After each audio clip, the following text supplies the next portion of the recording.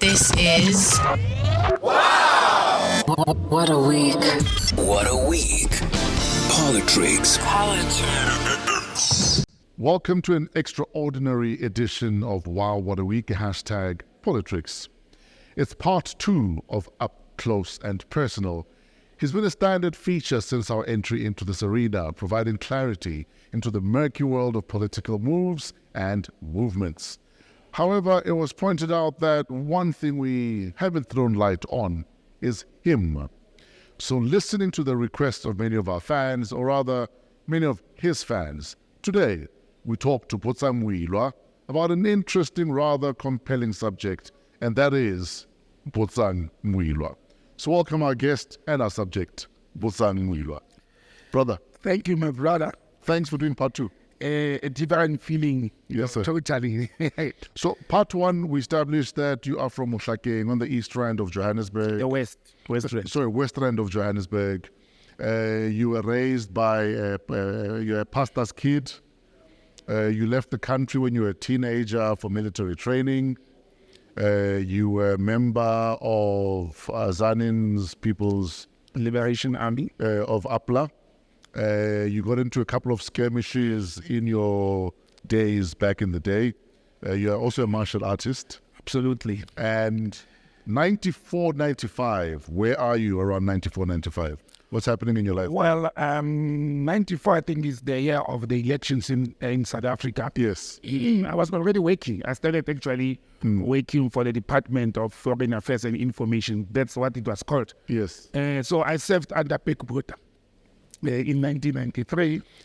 Tell us about that period in the history of the country. Which period? 93, 94. Look, there was transition in the country. Yeah. And there were a lot of people who were in exile and some were from liberation movements who were being brought into government positions strategically. So as part of the transitional period, then I happened to have been one of the people who was appointed into government, the Department of Foreign Affairs and Information, as I've said. Sure. And then that was 93, then 1994, there was transition and change. And I'm proud to say, actually, after Pek Botha, I've served under great ministers. Mr. Alfred Nzo, the then Secretary General of the ANC, became our minister. Yes. A very great man, indeed. Then in 1995, then I was, chosen to be part to the diplomatic training. So I did my diplomatic training in 1995. And the same year, 95, actually, I was sent abroad to Germany as the vice consul. But you also married early. I mean, you were Oh, yes. You were 23 when you got married. I was 23 when I got married, yeah. And you're marrying an older woman. She was 32. So my ex-wife, first ex-wife, Yes. is 9 years, almost 10 years older than me. How did you meet? Hey, a very interesting story. Actually, I will never forget the day. It was the first day the people of Tshwane were seeing Inkatha. Remember the Inkatha red bands in the 90s march? Yes. So Inkatha was marching in town on that day in February 94. And I was crying, actually. I was standing at the window of my office crying for my ex-girlfriend who had cheated on me. And I was heartbroken. I was drinking Oros. I always carry Oros in the office, in the car. Hold on. So you're literally crying tears? I was crying tears. I was heartbroken. Oh, wow. And this thing had happened months before. So it was still a hating. And it was February, the love band. And I used to be the red and white boy with this chick. But then I'm standing there at the window crying, and I see this beautiful woman running away from the Inkatha protest. Oh, wow. Because people started running away into offices and shops when the demonstrators started marching. And, I felt like Robin Hood. I jumped out of the office, ran. I didn't even check the lift. Ran down, because I didn't know where will she disappear to. And on the corridor, I pumped on her, and that's how I met my ex-wife. And we're still friends until today. So what's the first thing you said to her when you... I used to dress nice as a youngster. Sure. And I had a ponytail. I had a ponytail. So I approached her and I said, wow, I can take care of you. You can come into my office to be safe. And she looked at me. You know what she said? She thought Kiliginza. Ah, yes. She said she thought, one, the accent, she could hear that I'm from Joburg. And secondly, she said, this one may be a criminal. But then she just gave me the number. I approached her and she gave me the number. Guess what? She said, call only at night. She gave a landline. And I'm like, at night? Why? It's like, no, just call at night. I'm like, are you a nurse? She said, no, but call at night, bye-bye. And she left. I didn't call that day. I called 2 days after, at night. And only to find out that she was a croupier at Murulasan. So, and it was landlines. We didn't have cell phones that time. Yes. She was a croupier, and she didn't in. And then when I called, I said, I want Mabel. They're like, hey, Mabel, here's one of your men calling you.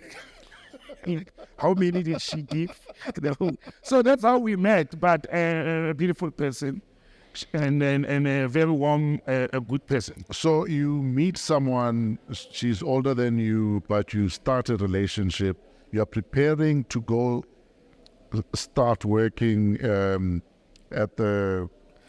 I was already working. At the embassy in Germany. Yeah, but no, at that time I didn't know I will go to Germany. I knew I will go abroad, but I didn't know when. Okay. And this woman was there. In 3 months she was pregnant.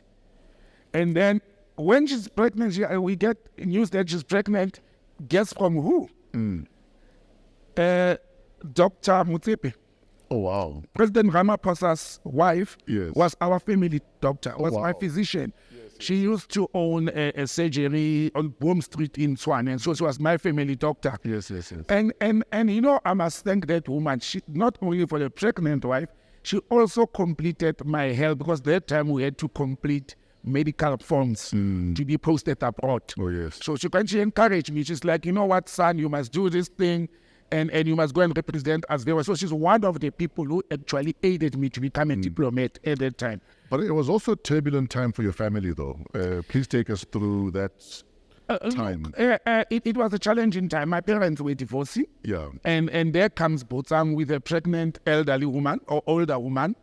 And I'm insisting that I'm marrying this woman. And the thing was, are you mad? You are 23. You just had your 1 year paycheck, and you already want to get married.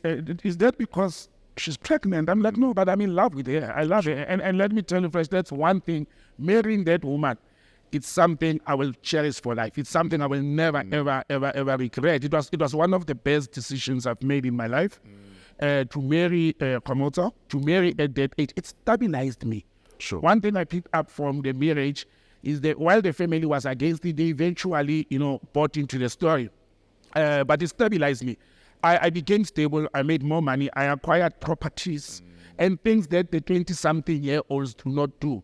And not because of her. I think that's also because of my personality, but her support and being there. Actually, I was the biggest spender in the family. Funny enough, I was the biggest spender. I was the one spending more money than her, traveling more than her. She was always a homely person, raising the kids, taking care of the kids, and studying. So what we did when we arrived abroad, she quit her job, so she took up studies. She graduated after a few years, and I think it was a good relationship that made or took out the best out of the two of us. What went wrong? What went wrong? I don't like talking about my private life. What went wrong? Look, we in marriage, divorce, I'll tell you what I said to the judge in court. And that's my side of the story. Yes. She did everything right. Everything. She was a good wife, good mother, clean, saving money, hardworking, smart, very respectful. She forgot she had a husband. That's what I said in court. And the judge was nodding like you, was like, I understand you, I'm granting this divorce. She forgot she had a husband. Everything swallowed her. And she forgot about me, and I was very, I'm very romantic guy, I'm told. Oh, you're very needy. I'm needy. I need attention and all those things, and I think it's normal. By the way, I've lost a number of relationships because of me wanting attention. Yes. And actually, my second ex-wife, who's late, who became the third ex-wife as well, once said to me, Botsang, can I be the woman in this relationship? Please, I'm the pregnant one here, and I'm the woman, I'm the one with poops. Can you stop with... Please take off my pants. Yeah, please.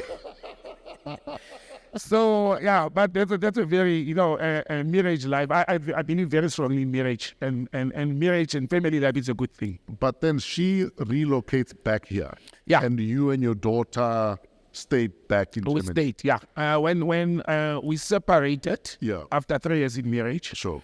And then when she came back home, we had a son who was 4 years old.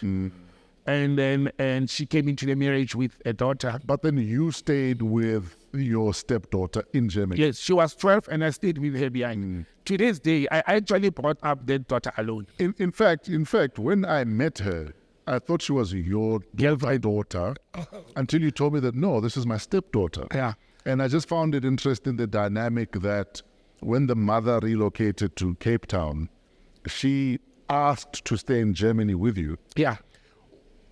Tell us the importance of being able to relate like that to a child, even if they're not biologically yours. What did you do right? Look, I love kids. Generally, I love kids. But this child, when I met the mother, she was 8. And when we divorced, she's 12. And between the age of 12, the only man she knew in her life was me. You know, she the other day I took them to Italy. We went to Venice. And I only realized that time that my daughter has never been to the sea. She had never seen an ocean or has never been to Durban or Cape Town. And we had a bond, we had a relationship. But it was very difficult because we are abroad. I'm in my mid-20s. She's 12 years old. She's getting into the age of puberty. There's no Rahadi, there's no go around. It's me and this girl alone in the middle of Germany. But there's challenges as well. Me and the mother, we are divorcing, and the divorce was bad. It was very bad. If it was very publicized even. It was even publicized. You know, I've read that actually at some stage my case was used as a case study. You know, it was very bad, and I didn't get support from my colleagues. Why was your divorce as messy as it was? And if you could do things differently, what would you do now?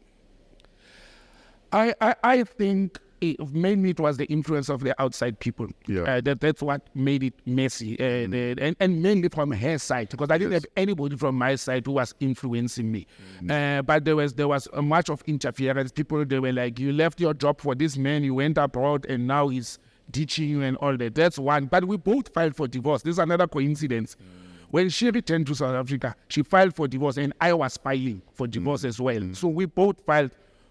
She filed in Joburg, and I filed in Pretoria. But I think also it was material. A lot of divorces become very dirty because of material. People fight for material and all those things.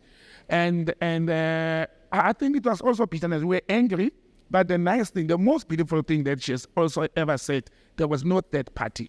There was nobody cheating. There was no third party. We fall out of each other naturally. And that's why I could keep the child. I said, even the daughter said, to the mother, Mommy, I love you, and you everything to me, but can I stay with Dad in Germany? She had friends there, and she was comfortable, and I was happy with her. And I said, look, the child is spoken, I don't have a problem with. And we stayed. We remained together until I came back home. When I came back home, she still went to boarding school. She didn't go and stay with their mother. She went to boarding school because I went to Rwanda. Immediately, I was 1 month in South Africa, then I moved to Rwanda. Sure. So I put her in a boarding school. And then when I came back from Rwanda, I was going to Brazil. Then I picked up the kids, both our son and her, and we moved to Brazil. So I've always been with these kids. They are my support structure. Okay, so you serve your country in Germany. Yeah. And you return, but now Rwanda is being set up. Yes. So how do they determine where they send whom? Okay. In the foreign in the foreign service, you apply. I don't know the process now, but Sure. in the past, you apply. They will advertise the post. And then in the past, you will tick 5 in order of preference, and you will motivate why do you want to go to those countries. So it was a very smart move because the old guys, the whiteys, they teach me to say, where you want to go, don't put it number 1. Because you normally don't get your preference for control. So I wanted to go to Germany. So I put Sweden and Canada 1 and 2. And I put Germany 3 and I got Germany. But to Rwanda, it's a different ball game. There was no South African mission in Kigali. And nobody wanted to go there fresh. It was a so-called hardship post. It was hardship posting. But it was also, a few years after the war, the situation was still volatile. And nobody wanted to go to Kigali. There's two reasons that made me to go to Kigali. One, I was coming out of divorce and I lost a whole lot of money. I always tell people I paid 25 rands for a marriage certificate and I'm not doing that thing again. And I paid 250,000 rands for a divorce decree. So that's what I paid at that time. You calculate it today, actually, it's millions what I lost into divorce. Sure. So I was looking for money.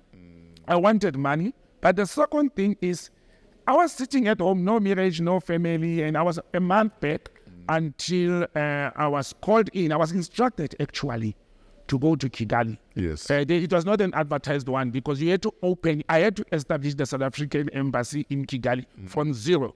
It's said that our diplomatic relations with Rwanda have collapsed. You know, I feel very sad about that situation. But, and then I was given 1 year, 1.3 million US dollars cash, because there were no banking systems.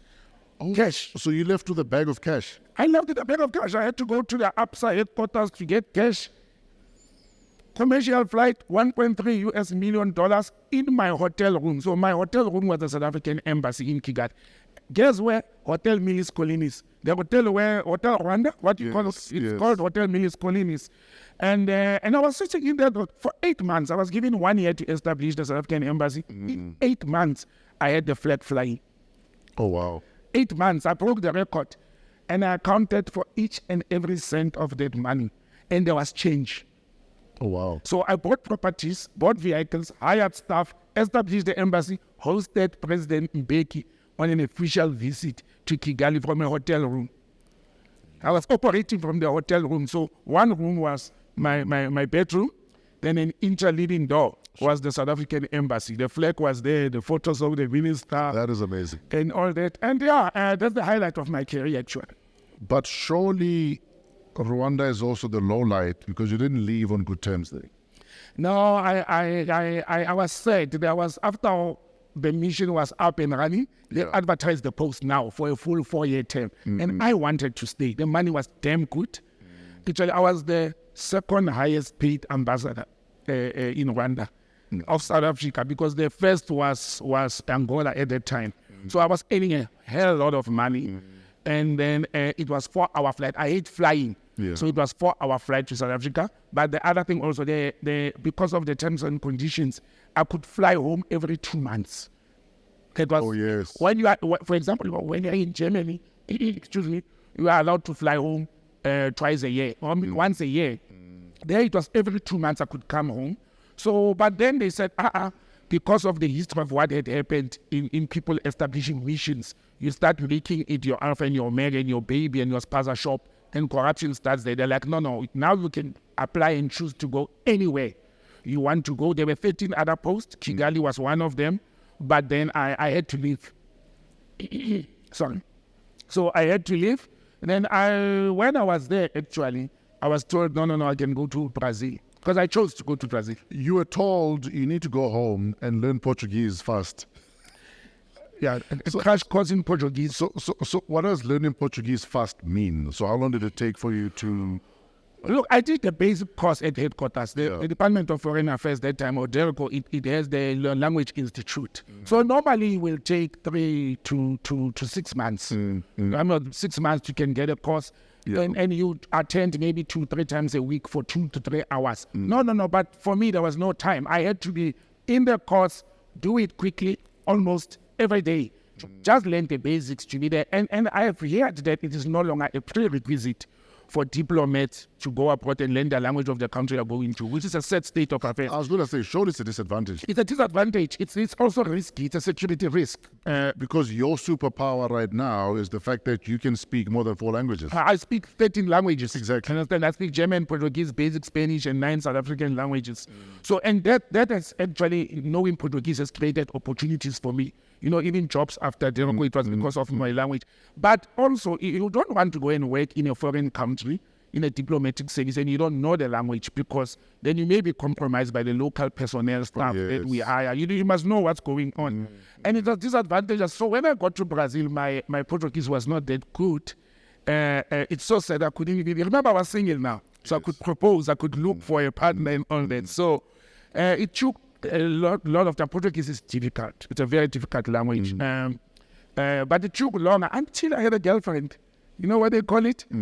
A dictionary dicama. So it's a bad dictionary.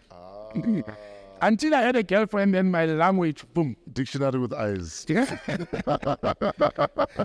I was going to say, so then you found love again. Yeah, actually, when I was in Brazil, yes, I found love. I dated the mother of my son, Botsang Jr. Yes. I hope he doesn't play for Brazil. One day I want him to don the South African shirt. And then we're in a relationship. But it was complicated, the language, the culture, and all that.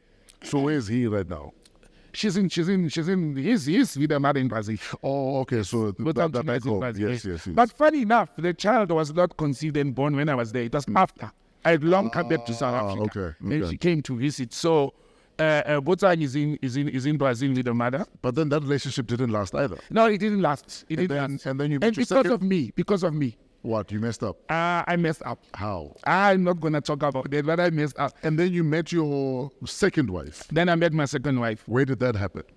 When I was in my last few months in Brazil. I must tell you this story. It's very interesting. I phoned Lena Mutuele. Lena Mutuele used to be Lucky Dube's manager. Oh, yes. She used to work for Gallo Records. Didn't you bring Lucky Dube to... I brought Lucky Dube. When I was in Rwanda, I brought Lucky Dube to Kigali. Yes. So part of my job was cultural affairs because we didn't have cultural attachés. Yes. So a lot of South African musicians, Don Laka, Lucky Dube, and many other stars. There was a group called Kutu. I brought them to Germany. Yeah. And Vusima Fasel and so forth. So I phoned Oslena because we used to talk. I said, hey, Oslena, I'm not calling you for artists now. I'm about to come back home and I think I need to settle down. And after Brazil, I didn't want another diplomatic post and I was tired. I had lived in 3 countries. I said, hey, man, can you introduce me to somebody? And Oslena says, yeah, actually she's right here next to me. And take the phone and talk to this woman. And then she refused. Yeah. So Oslena gave me the number. We had cell phones later. Gave me the number. I called her after 5 days. And I'm like, who are you? She's like, who are you? I'm like, I'm Botsang. Oslena gave me your number. She says, you are my woman and I'm going to get married to you. We went into a relationship. We agreed that we are not going to exchange photos. Nothing. We'll meet each other the day I come home. So I came home after like 3 months. And that's the only time I said, let me tell you fresh, people still think I'm hanged on that woman. I've never loved and I've never been loved like that ever before. And sadly, we separated. We got married. I love her. Like, I carry lobola in the boot of my car. Yes. I believe in marriage. I believe in traditional marriage. So I told her I'm going to marry and she didn't believe. I said, Mommy. So my uncle, I'm told, when she went to pay lobola in First Loras, she had the money. In the past, the airline tickets were in an envelope. You had that SAA ticket. Oh, that folder thing, yes. Yeah, but there was also an envelope. There's a folder, and then she had the money there, cash. She said, guys, the way my son is serious, this money, you can see it even came with aeroplane to marry your daughter. And we fall out of each other. Nothing serious. She just got tired of me. I got fired from my work. And then she thought I was so angry that I'm going to kill people or fight or what. And she ran away. But the funny thing is, when I'm in the case of being dismissed from Foreign Affairs, I get charged at work for carrying firearms in the office. So I went to a hearing. And I always carry firearms. Sure. Not 1, not 2, 3. So when I entered the building, I had my firearms with me. So they didn't have a safe where we were having a hearing. And I decided I'm not going to leave my firearms with security. It's illegal. It's not allowed. So as I walked into the room, they had created a story that I'm going to come and shoot people randomly. They created, Dr. Nkosazana Zuma was my minister at that time. It went even to the minister to say, we caught that guy with guns in the building and he was going to shoot people randomly and commit suicide. Imagine the happy me committing suicide. So she bought into that story and we separated. But we got back together years after, many years, 4 years after, we got back together and sadly she was murdered. Murdered how? Where? A story that I would not watch. She was poisoned. She was poisoned actually. And it's a very sad story. And I don't like to talk about that. It affected the family, my kids. our son, because my second son, Oratile, is born from there. Do you know why she was poisoned? I know exactly what happened. And the sad part is, when the police investigated this, they interviewed everybody except me.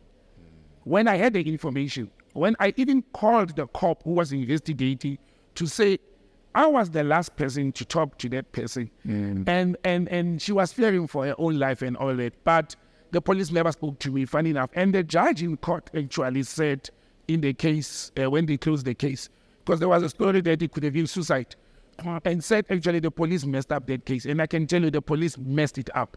It could have went either way. But you know what I said to her family and to my son? Let's let it go. We won't return her life. Let us cherish what she was and live better, after. It took me almost 3 to 4 years to recover. I never had a relationship or what after that. I decided to stay alone. I thought I will never recover, but until my son, who was at that time 14, when the mother was murdered, she was 10. So the child came to live with me. Sure. And when she was 14, she woke up one day and said, Dad, these kids? Said, Dad, you know what? Mom is not here and she will not be here. Live your life. Move on. I try, I pray, I miss Mom. But live your life. Get on with your life and move on. Do you know who poisoned her? I think I know. I think everybody knows. But we have decided, her family ran to courts, went to the police, mentioned names and things like that. I didn't want to be part of that. It was very close, it was very personal to me, but look, Fresh, it's a story behind me. I've put it behind me, and it's been years now. In October it will be approximately 10 years, and since that. And then, do we know under what circumstances the poison was administered? Okay, this is from medical records. Yes. And I see that was what also gave me a clear picture. First of all, when I walked into, she was in coma for a year, for a month. She never moved. She was poisoned on Monday, the 9th of September, and she passed on the 10th of October. So it was exactly 1 month. And the records at the hospital, they had these scans that they put on, and the doctors were showing me the other day to say, you see this red thing, it's blood. The blue one is water in your body, and the green one is poison. So it was what people call alipirili, or organic phosphate. Yes. And it was. They said it went so fast into her system that in less than an hour, 4 organs were gone. Yeah. And it was induced with a liquid, so it came in a liquid form, whether with wine or water or what. But so that's why it went in so fast. So it was liquid form, so they could see that, and then it was a very painful. The kids could not see the mother because she was incubated in a room because of the level of poison in her body. And when we go in there, we had to put masks and goggles and all those things. But it was a brutal and sad way of killing a person. We always hear about alipirimi and organic phosphate. I actually went to do a research about what is organic phosphate and why does it kill so badly and so forth. But it's my past. I had a beautiful life with that woman. She was the greatest person I've ever met in life. My cousin Pule actually used to say, if there's one woman you listen to in this world, it's that one. Sure. And a soft spot as well. Last week I was actually laughing, telling Tsidi, my daughter, how she is as lazy as the late Mbongeni, because she was very lazy. You know what she used to say to me? When they introduced me to you, they told me you're a diplomat, you cook, and you like nice cars. So don't come and ask me for food. I sit here as a Zulu, and you must cook for me. I'm not here to work. I'm not here to work. It's your job in this house. And a beautiful life I had. Why were you fired from Foreign Affairs? Why was I fired? People must get my biography because I put the whole story there. I must think how I must put this. I was fired from Foreign Affairs, in inverted commas, that I wrote UNISA exams without invigilation. So as Lindy Wezulu became my ambassador in Brazil, and her words was like, Botsang, and I was fired for that I wrote UNISA exams without invigilation. And I got dismissed. 13 years of my life went boom into the drain. But that was not the case. Even when I had proof, material evidence that I was invigilated and the invigilator was paid and there were other people in the classroom with me because we were writing exams abroad. Yes. And they still fired me, but they wanted me out. I had to go. Even where witnesses were called, there's a part I put in my biography where a witness was called because I had evidence that I was invigilated. And the evidence was what? It was the slip where the invigilator signed to say invigilated that day. Even when I had that, they charged me to say I forged the signature of that person. Now, a witness was called to say, is this your signature? Did you sign? And she said, yes, I signed it. That's me. That's how I signed. They still found me guilty. So who do you think wanted you out so badly? Look, Fresh, I'm a thorn in the people in the public service. I can't stand corruption at all. It was a gang of people. It was the then ambassador who was very corrupt. And I had a case that was coming about him. But he also had political people at headquarters, that we were reporting to. The Deputy Director General was his best friend, and I had to report to the Deputy Director General for Latin America. And so it was all that problem, and this whole case started there. It had nothing to do with my work, nothing to do with stealing money, nothing to do with deployment and service. It had everything to do with me talking too much. You see, my big mouth always gets me into trouble. I don't mind people being corrupt. They can do it there, but I have a principle as a public servant. You can do your corruption there, in your political parties, not in my office, not under my watch and not under my signature. I live by that, and I have suffered because of it. I cannot stand any slight form of corruption. It irritates me. It irritates me. And I don't keep quiet with corruption. I report it. President Mbeki sometimes in 2002 issued a statement that if people are corrupt and you know about corruption and you are quiet about it, you are equally corrupt. And I live by those words. Yes. And I said, people can do what they want to do, but not under my watch and not under my signature. So in your book, you talk about your time at the Thabo Mbeki Leadership Institute. Yes. But you also say a lot of non-flattering things about President Thabo Mbeki. The viewers must get live with a question mark. Yes. And I think this is where I told the story. And this is the platform for the very first time in my life. I'm going to talk about what actually transpired there. Yes. I was not talking, and if you read the book, you will see the truth. I was not talking about what Thabo Mbeki, non-featuring, whatever you call it, stuff. It is not me who said that. I caught a corrupt ambassador paying for prostitutes in Brazil. Oh, wow. With government money. Now, you see, once you mention the word prostitute and diplomacy, those two things, they tend to go together.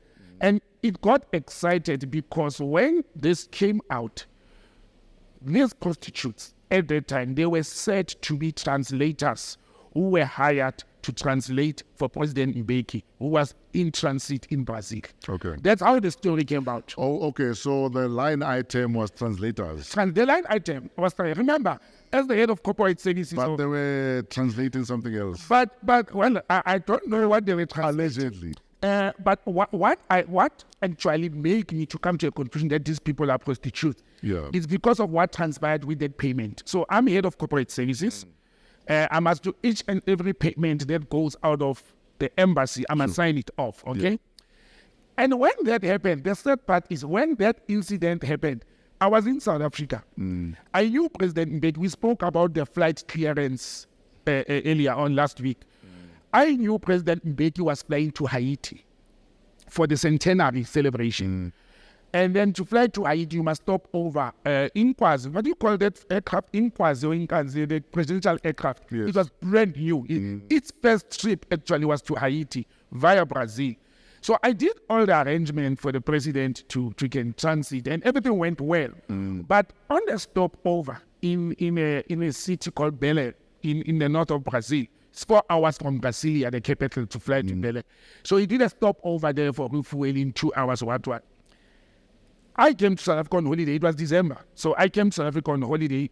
Actually, my son was actually born that year. That's why I came home in December. I normally don't celebrate Christmas, but my son was born on the 23rd of December. So I was home, and suddenly I see on TV there's a shooting in Haiti, and President Mbeki's chopper with President Aristide is involved in that. I'm like, oh, wow, thanks, it's not in Brazil. But returning to the office, I always tell people, the universe, it talks to me a lot. There's this gentleman who owned a travel agency. Yeah. Walks into my office, was a very respected guy in their community, very wealthy businessman. He walks into my office, he never comes to my office. Said, hey, Mr. Botsang, my payments. I'm like, so why are you here? Why do you want your payments from me? My team is there, what payment? Said, no, your ticket, you went to South Africa, your other colleague went to Rio, officially, and then the 2 translators. Now it's not on the flights.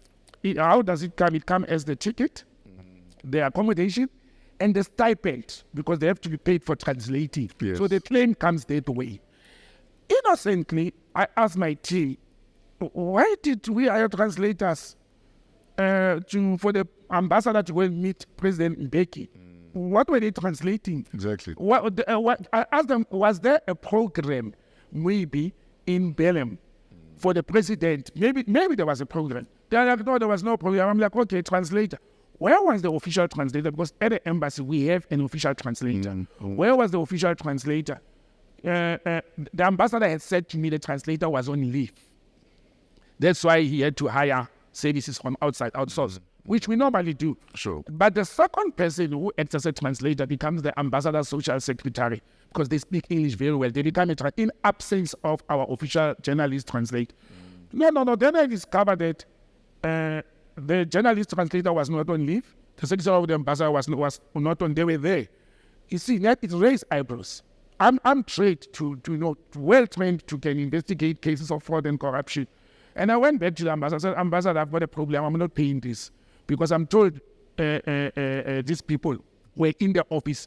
Yo, that man, a voice bigger than yours, never screamed at me like that. Are you questioning my moves? Are you questioning the president? What? Go and pay that thing. So my mistake was, okay, these guys are harassing me. Then I write to headquarters. Nkuseli Afleni was my DDG, was my line manager from headquarters. I write to him, it's like, oh, but you have a problem there, sort it out. Sort it out. Don't. Hey, this thing is serious. Do you want to question the president? Yeah. I'm like, no, I'm not questioning the president. But I had questioned the president before. I had questioned President Mandela before with Graça Machel. I'll tell you the story. Yeah. So I'm like, no, I'm not questioning the president. I need to pay. And it's a huge bill of something like 10,000 reais, which was like 40,000 rands at that time. I want to know, under what allocation am I paying these people? So when I plainly says, do what you can do. It's your job, it's your office. I decided, okay, I'll push things. I write to Reverend Chikani, who was the DG in the presidency. But when I write, I ask for allocation codes and a motivation why President Mbeki wanted translators. I've never been in such trouble in my life. But as I write it, I start hitting it, because I still have that letter, actually. It's in the book. Yeah. I write, and I copy every word, you see. And I say to Reverend Chikani, who's the DDG in the presidency, I also need to know what was President Mbeki doing with translators in the middle of the airport in the middle of the night. Yes. So I had that question. And if President Mbeki, I've discovered that he didn't have a program in Brazil. Yes. And President Mbeki is speaking Sotho and Xhosa. He's meeting with the South African ambassador who's speaking Sotho and Xhosa. Yes. Why do they need translators? So I asked those questions. That was the end of my career. Just like that. Yeah, but that's where the charge of UNISA came in now. Yes. To see what's going. They never responded. The presidency never responded.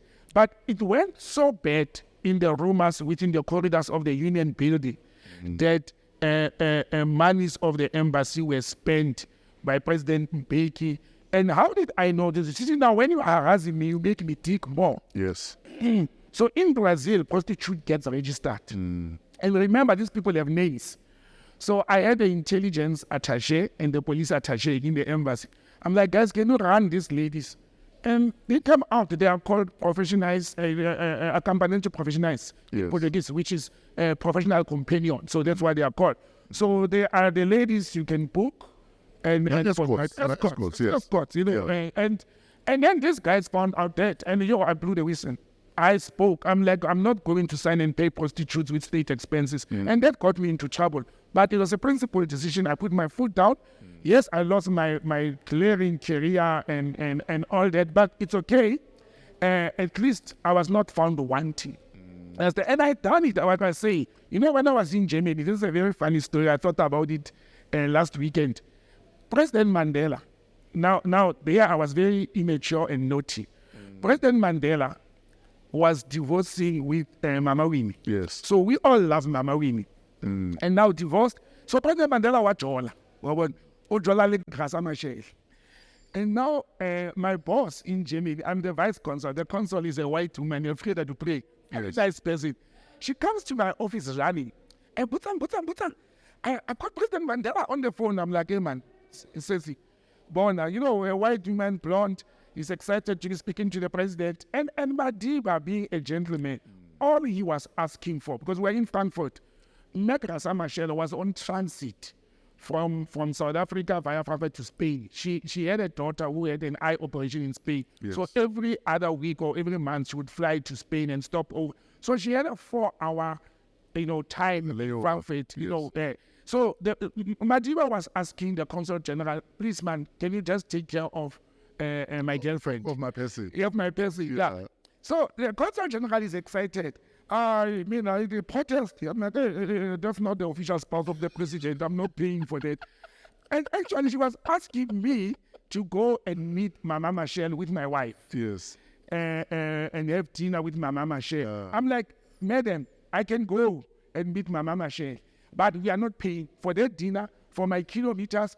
We are not paying. I'm not paying for that. She looked at me like, but the president has requested. I said, I do not care. Look, it was personal, and it was very personal to say, Mama Shelushayo, Mama Winnie is Tina, so I'm not going to do that. So, but I ended up going. Yeah. My wife then said, look, we'll pay for the dinner for my Mama Chef. And the consul general says she will pay out of her pocket for the petrol for me to go. You see, that's a principle. That's a principle, because it was a private matter. Madiba was not saying we must use state resources to take care of the unofficial spouse. He was just asking for courtesy. And we did the courtesy. We had a nice dinner, very brilliant woman, Megra Samashe, very brilliant woman. So those are some of the things that get us as public servants into trouble. When you refuse to do even a little thing, because fresh, if you steal 100 rands, it will be 100,000 next time. It will be a million the other time. Why did you not fight for your diplomatic career? No, I did. I did. We went to court, but my health was collapsing and my resources. It was very expensive.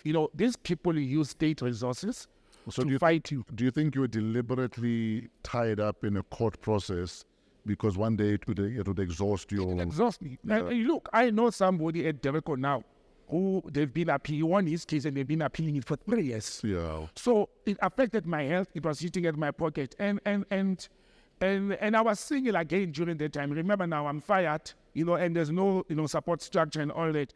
And I met a very, that was a wake-up call. I met a very young, smart woman from Kagiso, Londiwe Musito.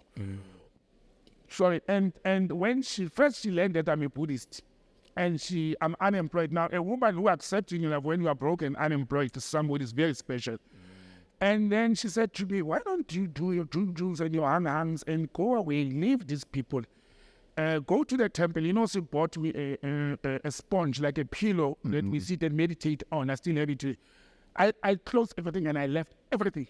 I packed bags and I was at the Buddhist temple in Brakonsspruit for 3 weeks.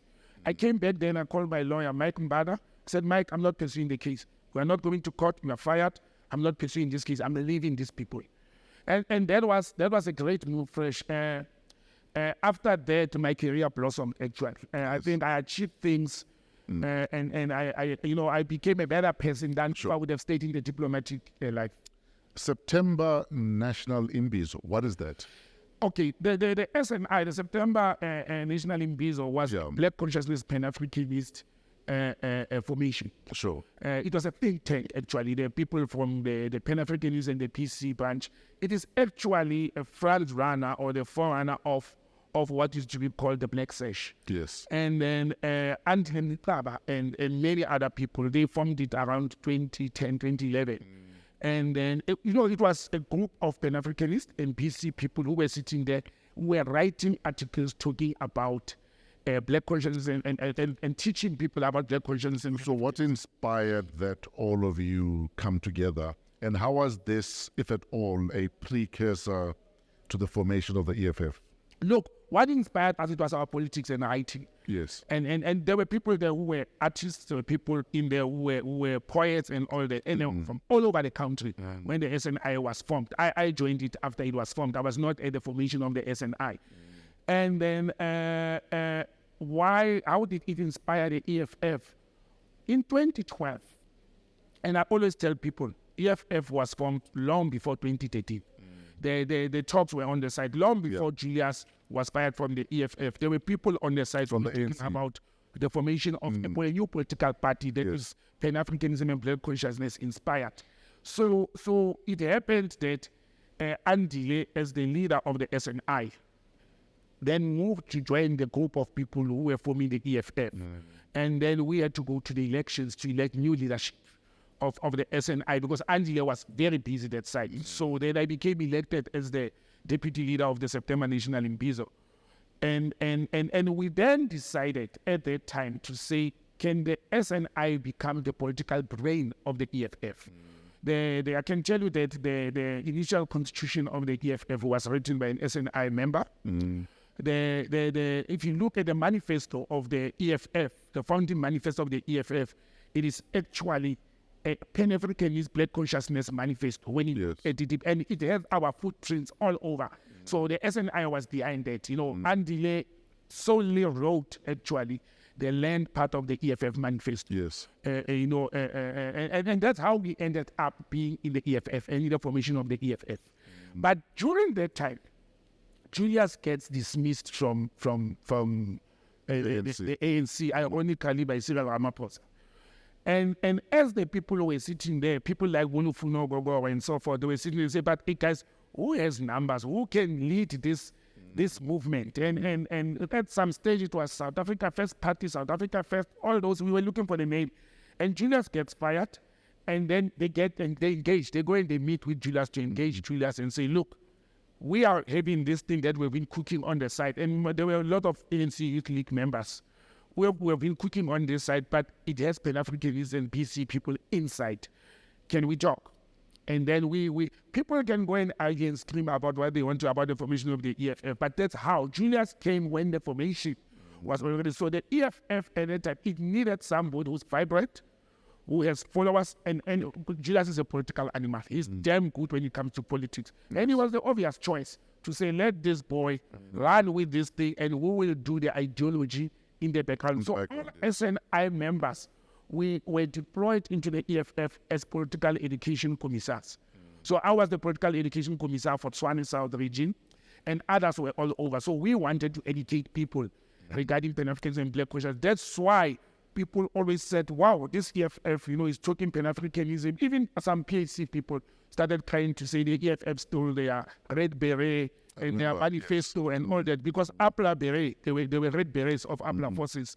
So, some of us were accused to say, hey, Botsang, you took Apla ideas and KC ideas into the EFF. Yes, I did, but it was not stealing. We're looking for a new political formation, young people, youth, and that's how the EFF was born.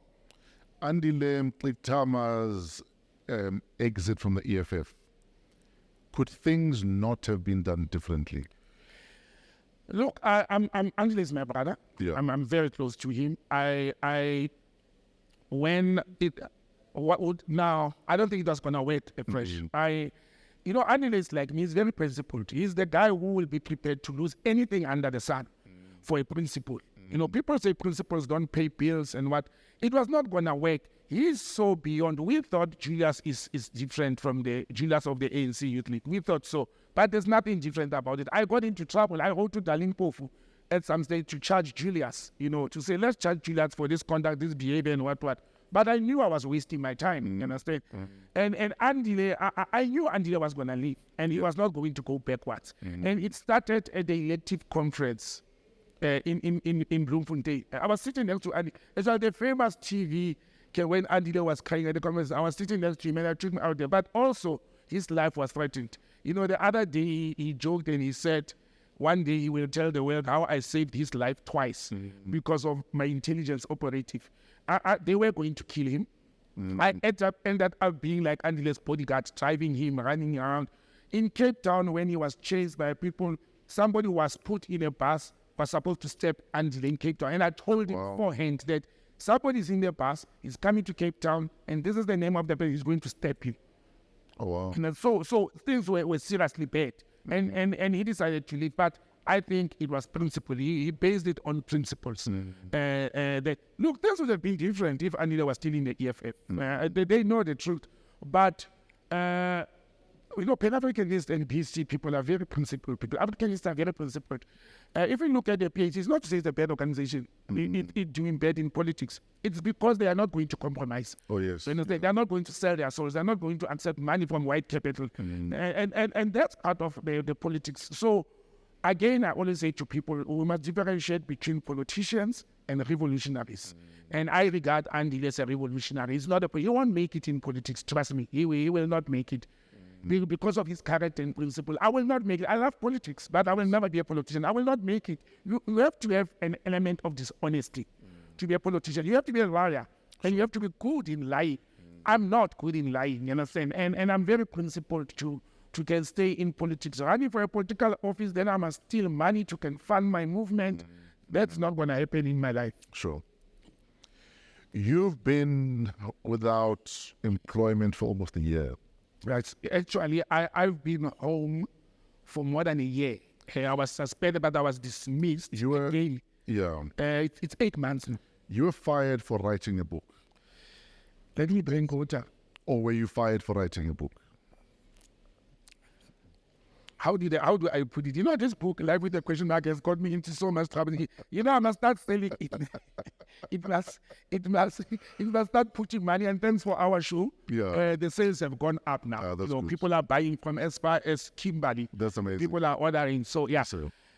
Look, Fresh. And again, funny enough, this week I call it a death week. My cousin, and I'll answer your question. My cousin Refenta wrote to me this morning and said to me, "Don't die. You know the rule. You stay home. You don't go out and eat out. You don't take your car for service. It's how we live." And I'm like, cousin, I'm not even sleeping in my house. I don't have money to take the car for service. I'm not even driving my own cars. And I will not meet any woman this week. A friend, even my partner, I'm not meeting any. What is it about this week? As when the viewers will be watching this interview, I would have come out of the CCMA for my case at work, for my dismissal from work. That's one. Two, it's the first time I'm sitting and talking in public about why I was dismissed from my employment. I've been quiet about it. So where were you employed? I was employed in an agency of the Department of Transport, the Cross-Border Road Transport Agency. I was there for 13 years, 12 and a half years of my... So this number 12, I must learn that when I hit 12 years at an employment place, I must run because I get fired after every 12 years. Yeah. But also, I'm going public on this. I know why I was dismissed. There's two sides of the story, or three sides. There's their story, there's my story, there's the truth. So this week is the week I'm going public, not only in this platform, but there'll be a print media of what actually transpired at work. It has nothing to do with my firing, but I know it is the cause of my dismissal. The unofficial paper, it's so funny. I was put on suspension on the 5th of May. 5th of May 2022. 2022. I was put on suspension. I woke up, went to work as normal. We were starting to go to work almost every day now, 3 times a week or something like that. And the CEO calls me and says, come to my office. Then he gives me, he was suspending and firing a lot of people. He gives me a letter and said, hey, yours is different. But there's allegations that you are not qualified. You don't have qualifications for your post 12 years after. And also you have a criminal record. that you didn't declare when you were employed in 2010. I'm like, oh, okay. Take this letter. I come out of COVID. I've been home every day. I'm lazy. You put me on suspension. I sit at home. So I devised 4 plans. I said I've got plan A, B, C, and D. Plan A is I will cooperate. I will let the process run, and I answer. Now, every time they ask questions, I answer. They change the charge. So I moved from being you are not qualified for your job to say you don't have qualifications. Then I proved that I have qualifications. Then we move from there to say you didn't declare your criminal record. And I show they actually have records on my personnel file. Because when you are employed, employers run MIE process to check your criminal record, your qualification. They have it on file. So what's the record for? That I had a criminal record, common assault. I had assaulted a person before 2006. Actually, that already been expunged. They said I didn't declare. I'm like, I declared. Then they changed the charge to say one of my criminal records, it was pointing of firearm, again assault, and I work in a very volatile environment with cross-border taxis. Therefore, I'm a dangerous employee who can work with taxis. Imagine, then the charge changed. Then I get charged for, in the middle of a hearing, they keep on changing. My charges were changed 8 times. Then I get charged for being a wine connoisseur. You know, I teach people about wine. I like talking about wine. My friend is a co-owner of coffee. I go there on Sundays. I talk about wine. But as pleasure, as a hobby. I even have a YouTube channel where I talk about wine. I get charged for that. To say I'm doing work outside work that I didn't declare. But that's not work if you are not being paid for. It's a hobby. It's a hobby. You know what I said to them? I said to them, my COO is a pastor. If they give Sunday collection, is it his money? It's not. You understand? The other person is doing, it's a hobby. Another person is a football coach. Another person is a DJ at work. It's a hobby that they do. Then they go and guess where do they investigate? Social media. They go to my Facebook and they go to my Instagram and they see a flyer that in 2017 I launched. This is 2022 May. In 2017 May, I launched my biography, the first edition of this book. These people go and say in 2017 May, the 16th of May, it was my birthday, I launched a book in Tswane and people paid 350 rands to come to the launch. So it is business. I made money out of that. I bring proof that no, I had a production company that I hired. It was the book, it's about me. I'm the subject. The money didn't come to me. I bring proof that no, I didn't get money. People paid for the dinner because there was a dinner, 3-course meal dinner, a welcome drink, and a free copy of the book for that 350. And the money didn't come to Botsang. Then they changed the charge and say, I'm selling the book. Yep. I'm like, no. The book is written by Dr. Mos Mashanaite. His company, Mos and Mos Production, is getting the money. He brings proof from Mos that this guy still owes me. So Dr. Mashanaite still owing money for this book. They charge me now. Now, as they go through the charges, they page this book. And if you look on the first page, I stated that this revised edition of 2019, it was co-published by my company, Winelo Management Solution and Mos and Mos. Okay? That's what I'm fired for co-publishing this book. But then they said, now the charge becomes I'm dishonest. I have a company that is publishing books and I did not declare it. And I said, but I declared. I actually declared that company in 2018 on the declaration forms. But I'm on suspension. The forms are in the office. Allow me to be in the office to bring proof. They're like, no, we can't find that form. And they still dismiss. So you can't find my declaration form. And they base it in 2019. I didn't declare my company. Because in 2018, when I published this book, I discovered that my company is deregistered for not being on business from 2006. So I had already written here to the printers, trying to use my company. Then I realized that my company is deregistered. They even went fresh. The employer went to bring evidence that my company is in its final stages of deregistration. I'm like, why should I declare a deregistered company? It's not making business. Yeah, but it published the book. You wrote that book. It published the book. So I said, but what harm did I do then? Let's say I did it. Let's say my company published this book. What harm did I do to the employer? You are dishonest because you've got business of publishing. And I got dismissed. That's the deregistered company. a company that I declared in 2018 that I'm no longer going to declare it in future because I discovered it's deregistered. You lose the form, my detail. You have all the forms for all the other years. The most important form, you don't have it. And all that. So I had like 9, there were 2 charges. They changed. They became 4, 5, 6, 9, 7. So I end up with 7 charges, cleared of 6. And sadly, for being a publisher and a writer and an author, I get dismissed. So what's the... But I'm challenging the matter. And look, I will win this matter hands down. Yeah. I'm going back to work. I don't want any payment or compensation. I want to go back to my because it was unfair. Sure. So what's the real reason you've been fired then? Corruption. I was sitting with a bunch. And let me tell you, it's so sad because it's going to get a lot of people into trouble, especially the board of cross-border.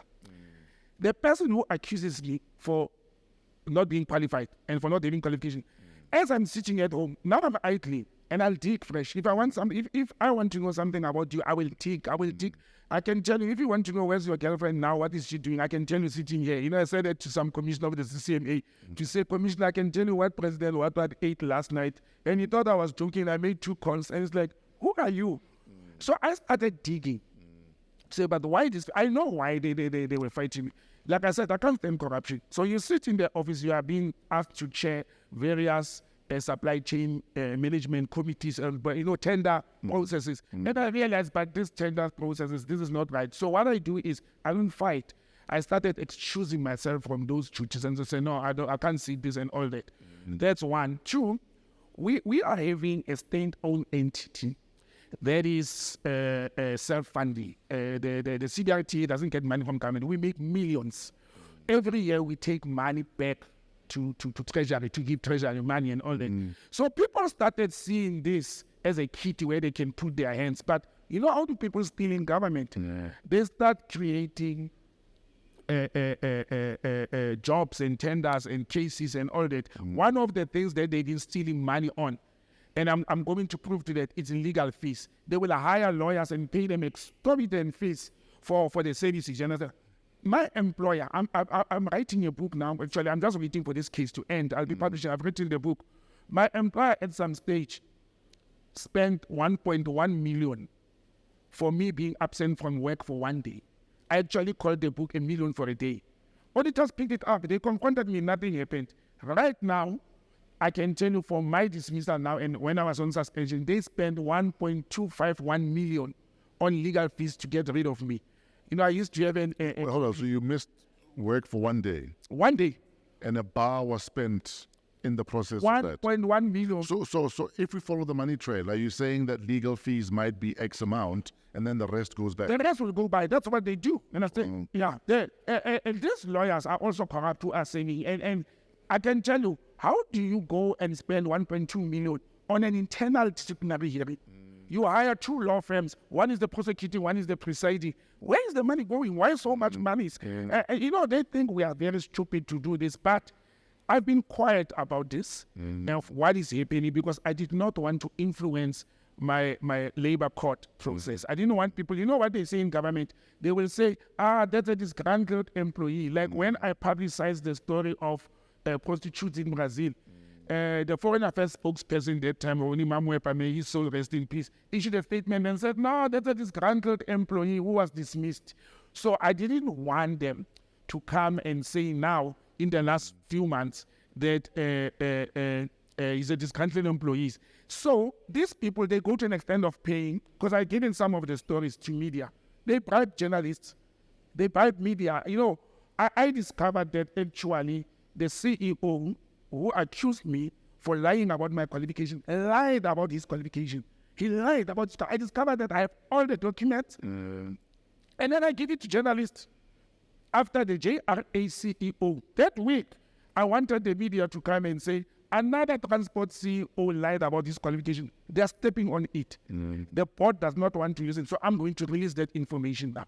Because when you lie as a CEO of a government entity about your qualification, you lie to Parliament because you get appointed by parliamentary committee. You lie to the board, you lie to the minister, you lie to your staff, and you go and you accuse people that they don't have qualifications. You charge them, you dismiss them, you demote them, while you yourself lied about those qualifications. I'm not going to take this, they are going down. I am going to work. I've decided that 1st of August I must report for duty. Sure. I'm go there and do my work, what I'm get paid for. I don't want any settlement. I don't take money that I didn't work for. So will there be back pay? Are you demanding back pay? I'm demanding my back pay and I'm demanding my job. That's it. I'm demanding my job. I told my lawyers, they tried to say, let's go. I'm like, no, I don't want money. I'm broke. It's, Fresh, let me tell you, being dismissed from work, it's a very painful thing. This has given me time to reflect. There were 3 incidents that hit very hard at me. 2 days after my dismissal. I was dismissed on a Monday. On a Wednesday, my daughter, the last one, she had tonsils, and I've got eye implants, so I use drops. So I went into the pharmacy to buy eye drops and medicine for the child.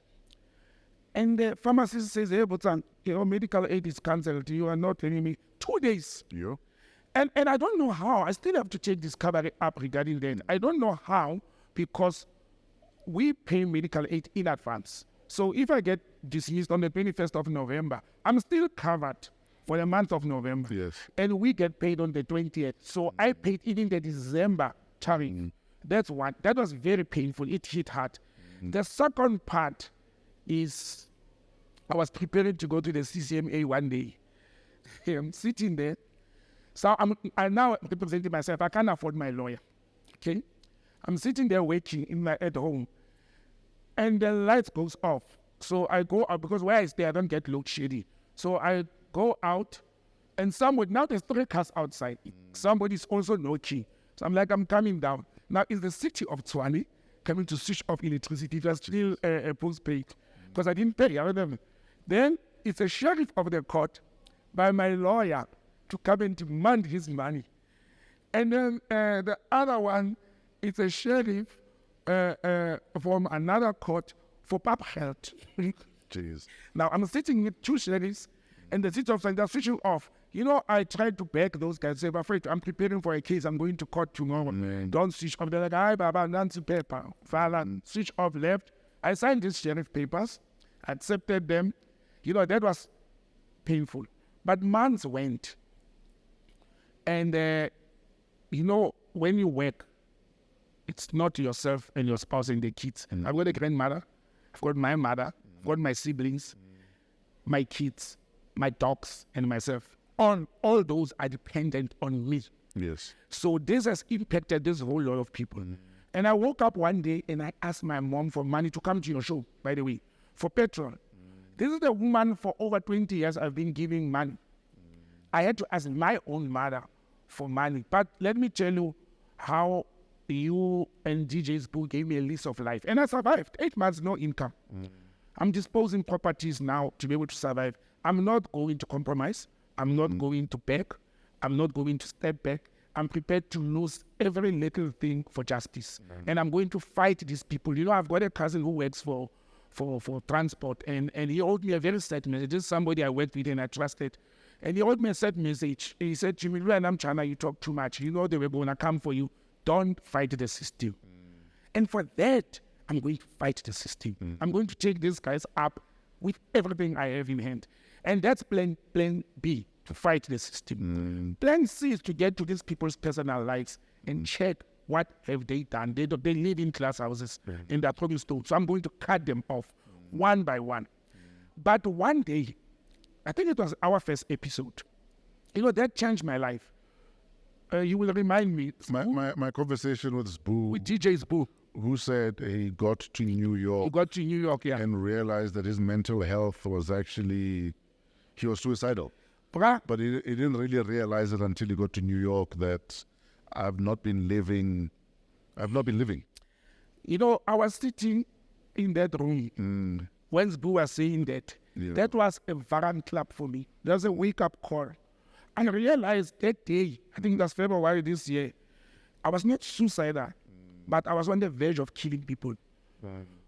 I'm a trained guerrilla. And when Appla, and I've said it in your platform, when Appla was trained, we had cells. And these cells were formed in a style of the Palestinian style. We copied Hamas, small cells, and we operated like Hamas. during that time, not from APLA, from Hamas, I learned something. Hamas has a saying that when you live in hell and people make your life hell, there's no need to continue living in hell. You must depart, leave this world. But just make sure, one thing, you take those who put you in hell with you.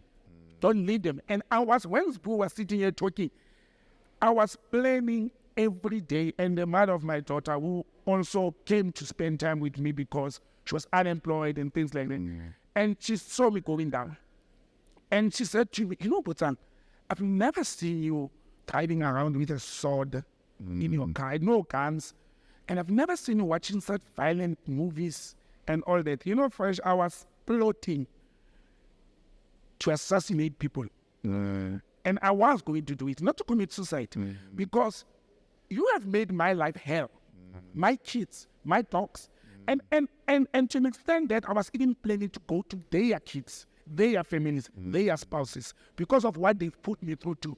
But Sbu, talking about depression and what he was going through, he actually made me wake up that I am actually trending on dangerous lights. I'm becoming something that I am not. Sure. And I said, I'm becoming vengeful and all that. And you're a Buddhist. And it goes against everything. Everything was against. And what did I do? I went for meditation. Again, Buddhism saves my life now. I started meditating, I religiously. So last week when I left the studio, I told I'm going to my grandmother. I've told my grandmother only last week that I'm unemployed. I don't have money. That's why I'm not doing things the way I used to. And she asked me for what, and I told her, it's like, Manake, don't let the devil get into you. Kick the devil and place God in front of you. But those are some of the challenges that one goes through in life. People, when they look at Botsang and Fresh in the studio, people see glamour. People see this guy lives well. He's always in a jeep. And he's living a large life. But these are difficult times. They will pass. And you gave me a list of life. You gave me a reason to wake up and say, "Brah, let's run with this platform." To wake up, and you don't see the things you do for people. I last week watched a week before you spoke to Connie Ferguson. I watched the show where you spoke to who's the Black Zulu girl? Peltusi. But when these people talk, you can hear an element, in people's life of something you can take, a leaf you can take from people and learn from them. Sbu, Connie Ferguson, and again, I'm a great fan of comedy. Sure. I've realized comedy is therapy to me. So when there's comedy shows, I do attend, I laugh, get home, have my wine. As broke as I am, please, people are still donating some wines. I'm drinking my cellar out now. Yesterday, he was like, "Papa, these bottles, they're being produced with their pen again. No, I'll refill it." Botsang is a very good cook. Like Botsang, you can't touch him in the kitchen. And I saw your wine cellar. You still have a lot of bottles. No, that's less than 50 bottles there. That cellar can take up to 2,000 bottles because it goes to... That's less than 50 now. Lockdown consumed my wine. And being home, I really need those bottles. Would you say you are radical and sometimes to your own detriment? I've heard people saying so, and it's in the nature of radical people, stubborn, radical, assertive. It's sometimes to my detriment. We learn in life. I sit back, and when I look at some of the things I've done in my life, I could have done them differently, but some of the things I think it was to my disadvantage. It's so funny that things that I think I'm principled on, they get me into trouble. But then, does it mean I must do away with the principle? And I'm caught up in between that situation. I always tell people that a stop sign, it's a useless, that gray and red thing, actually it's not even white, it's gray, that gray and reflective sign, it's useless without a pole because it will be on the floor. So that pole, it's a principle for a stop sign. And I think my principles get me into trouble, make me lose marriages, make me lose jobs, relationships. But it's my pole. It's what I stand for. As long as I don't offend or hate people, then I'm comfortable with what I believe in. And as long as I don't hate or offend people, then I'm okay with that. But if I will do things in a and when we age, you also start doing things differently. Subtly. Road rage. I tell people, I will never be involved in road rage. Never. In the past, I've had a lot of stopping the car, blocking, getting out, pointing fingers at people. I will never do it now. Not because I've seen somebody being shot recently, but for years, and working for transport as well. There's two things. I don't enter into road rage. I don't drink and drive. I sleep wherever I had consumed alcohol. It's a principle I've taken because of learning in that. It's not worth it. I used to drive a car 180, 200 kilometers per hour. In Germany, we had autobahns. Now I was sitting there pushing a Golf 240 kilometers per hour, and I come to Mzansi and I must go to 120. You know how much that damaged me. It had to be a phase for me to know that when the road is open does not mean you must step on it. When I work for transport, I can't be seen on road rage. I can't drink and drive. I can't be arrested for such things. Stay away from problems. Stay away from criminal activities. Sure. I had a criminal record because I blackmailed a policeman years back who was very rude to me and all that. And 10 years of my life. It actually, I got charged after 10 years for that criminal record. So where I can avoid things, I try my level best to avoid. Sure. And then to stay out of trouble. And there's a lot of therapies I use. I cook. I use cooking as a therapy. Sure. I love cooking. I sit and I see receipts on what. Then I said I'm going to do the thing and I cook. So it's part of the therapy. But my life has been and changed a lot over time. And this platform, the WAW Week platform, I've got bigger vision about Sure. it. And I think it will bear the fruits. I just want to clear these legal things and my work issues. I still wanted to serve the government. I had given myself 5 more years until 55 to continue working. Then I was going to retire. But I love what I'm doing. I love my job. Yesterday I recalled an incident at work where it was all over the news where the taxi operators of Lesotho and South Africa, they once closed Maseru Bridge. They closed it. They took trucks and parked them there for days. And my CEO said, you know what? You are in charge of border management. Can you go and sort that? Open that border. I took a friend of mine, a colleague, Ronald Stillman, the late, and we went to Maseru. As we are approaching, Ronald Stillman is approaching Brother. He says, "Me bra, go and deal with them. I'm going to sit and do some work." So he takes his laptop. He's sitting in an office of a Home Affairs official there. And I walk towards those people. I don't know why did I think about this yesterday, but it's tried. Now, there's soldiers and policemen. These men have closed the border of 2 countries. There's no trade and movement. And I look at, so as I walk towards them, the soldiers come to me and say, hey, these people are dangerous. They're taxi operators. You can't talk to them. I'm like, I'll talk. So I walk and I approach one of them there. He said, Mary, border I can equality. Now I want to go and visit my maternal grandparents in Lesotho. Can we open this border? What's your problem? Then they tell me what's their problem. I'm like, is that a problem? Okay, I'll solve your problem. I'll work on it today. Let's open the border. And like, okay, fine, go and have lunch, we'll open. As I was sitting there, open lunch, I found myself like the border will open today. ENCA and televisions are all over, the border is still closed. I'm like, this border will open today. They opened the border, and that's right. I stayed at Maseru Bridge with the Deputy Director General of Transport, Mr. Tlabiza, until 3 a.m., sitting at that bridge, negotiating and talking to until 3 a.m., begging and saying to these people, this is not how we are going to resolve this thing. You are making your own children, your own families to suffer. Yes. You see, stakeholder relations is my specialty, and there's those kind of engagement. And I miss that. I miss being at the borders, resolving these issues, developing corridors and all that. And that's why I'm saying I don't want any money, I don't want anything. I want to go back to work, and I will go back to work. Let me go back to work and do what I'm trained and I love doing for my country, for my people. So that has been the story of my life with work and profession. Wrapping up, if there's one thing you could do differently in your life that you've lived so far, what's the one thing? Different. I love my life. I'm happy with the way my life went. If there's one thing I would do differently, I'll talk less. Then you'd have kept all your jobs. I I will talk less. But look, it's in my nature. It's a character trait. Yes. But in behavior patterns, I'll look at the marriage part, the relationship. I think I've decided, and I learned that from my dad when I divorced the first time. And I didn't practice that.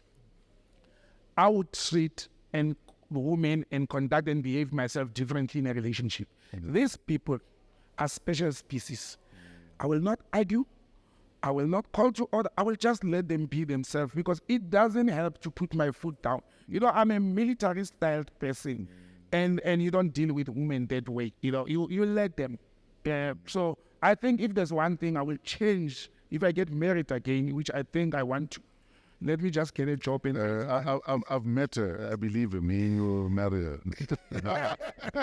So I think if I get married again, I'll conduct myself differently in a marriage, and in dealing and living with this person. It's going to be very difficult, but there's something I want to do different. Yeah, there's a lot to unlearn, but you're willing to walk the journey. I'm willing to walk that journey. Yeah. Botsang, you're an incredible man. I've been watching your work from a distance. So the fact that I've been able to now work with you and get into your mind every week, you're an incredible person. And I'm hoping that your case, by the time this goes live, hopefully you'll have won at the CCMA. Yeah, no, by the time this goes live, that will be done. I'll probably be waiting for the decision, but it will be behind me. But I think the country needs more people such as yourselves, who are principled and look at, but is it for the good of the collective before the individual? And I'm hoping more people watching this will learn from you. I hope that yes, principles don't put food on the table, but you know, if we carry on like that, to what end do we carry on? Exactly. And they make me sleep. You know, being principled, being honest, and being also uncorruptible. Makes me sleep well at night. Sure. And I always tell people, I will never be corrupt. Never. I stayed in a hotel room with millions of dollars of government money in a country where there was no quotation, there was no receipt. You buy cement, there's no receipt, and I accounted for that. You understand? So that's how it's supposed to be. People should not clap hands because I behaved like that. I am supposed and it's required. Expected of you. It's expected as a public servant. There's a code of conduct we live with. I'm certain there'll be a part 3 to discuss the new book after this one, but where do we get a copy of this book? Okay, the copy of Life with a Question Mark, people can get it. They can write to me on botsangm@gmail.com, or they can WhatsApp to 082 485 9100. And that is the business number. So they can order it from all over the world. We send copies, and it is still on lockdown special. You know, my book, people said it was expensive. Dr. Mashamaita was very expensive. It was selling for 350. That's the price it was going to. But since lockdown, I've put it on 250 on special. And I'm keeping that special with free delivery in Gauteng. And then if you are outside Gauteng, you will cover the cost of the courier, which is approximately 100 rands. Great stuff. Botsang, thank you very much. Thanks, my brother. Thanks for the conversation. And that was an extraordinary edition of WOW, What a Week, live from AMP Studios. Shout out to Africa Podcast Network, Pezulu Works for the cinematography, Otis the Flow Fraser for all of our audio imaging, and our special guest, or rather, more special than usual, Botsang Modimowame Moiloa. Shout out to our creative director, Krivesh Mohan, and our show producer, Kelezo Mutisakeng. Email us, please, at waw@africapodcastnetwork.com. Remember to tell your friends, to tell your friends, to tell their relatives, and to tell their grandparents and their rakadis and uncles and aunts to subscribe and spread the word. Have a great week in spite of yourselves.